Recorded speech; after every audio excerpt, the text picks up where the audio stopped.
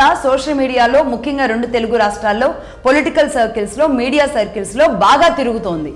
అదే బండి సంజయ్ కుమారుడు బండి భార్గవ్ ఒక అమ్మాయికి మద్యం తాగించి తాను అత్యాచారం అంటే లైంగికంగా వేధించాడు అని, అత్యాచారం జరిపాడా లైంగికంగా వేధించాడో తెలియదు కానీ POCSO పోక్సో కేసు పెట్టడం జరిగింది. సో దీని మీద అనేక మంది బయటకు వచ్చారు, అనేక మంది మాట్లాడారు. మగధా న్యూస్ కూడా ఆ సందర్భంలో దాని వార్తకి సంబంధించి ఒక హెచ్చరికగా 498A అలాగే పోక్సో ఈ రెండిటి విషయంలో జరుగుతున్న అకృత్యాలు ఏవైతే ఉన్నాయో అభం శుభం తెలియని అబ్బాయిల మీద ఈ కేసులు పెట్టడానికి ఆడపిల్లలు ఎంతకైనా తెగిస్తున్నారు అన్న విషయాన్ని మేము ఎప్పటి నుంచో చెప్పుకుంటూ వస్తున్న నేపథ్యంలో ఆ విషయంలో ఇది కూడా మాట్లాడడం జరిగింది. అలాగే సెలబ్రిటీల పిల్లలు ముఖ్యంగా రాజకీయ నాయకుల పిల్లలు చాలా జాగ్రత్తగా ఉండాల్సిన అవసరం ఉంది అనే చెప్పడం జరిగింది. అది హనీ ట్రాప్ అవ్వచ్చు, ప్రేమ ట్రాప్ అవ్వచ్చు, పెళ్లి ట్రాప్ అవ్వచ్చు, ఏదైనా జరగవచ్చు. కాబట్టి ఫస్ట్ ఆఫ్ ఆల్ మీరు ఒళ్ళు దగ్గర పెట్టుకొని ఉండాలి అని కూడా మనం చాలా స్ట్రాంగ్గా చెప్పడం జరిగింది.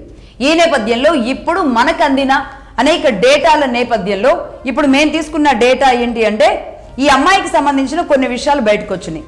ఇక ఇప్పుడు మగధా న్యూస్ చేతిలో ఈ అమ్మాయికి సంబంధించిన డీటెయిల్స్ ఉన్నాయి. ఏంటి అంటే ఈ అమ్మాయికి సంబంధించి ఇక్కడ మనం ఆ అమ్మాయి పేరు ప్రస్తావించకూడదు, ఆ అమ్మాయి ఫొటోస్ చూపించకూడదు, ఆ అమ్మాయికి సంబంధించిన ఏ అకౌంట్స్ చూపించకూడదు, కనీసం బ్లర్ కూడా చేసి చూపించకూడదు. ఎందుకంటే అందులో ఆ అమ్మాయి పోక్సో కేసు కూడా పెట్టుంది కాబట్టి అసలే చూపించకూడదు. నిజానికి అసలు ఈ అమ్మాయి మేజరా మైనరా నెంబర్ 1 డౌట్. నెంబర్ 1 ఈ అమ్మాయి మేజరా మైనరా ఒకటి. నెంబర్ 2 అసలు ఈ అమ్మాయి చదువేంటి, ఈ అమ్మాయి వెలగబెడుతున్నది ఏంటి, ఏ కాలేజీలో చదువుకుంది, ఏ స్కూల్లో చదువుకుంది, ఎకడమికల్లీ ఈ అమ్మాయి అసలు ఎలా ఉంది, ఎవరెవరితో తిరుగుతూ ఉంటుంది.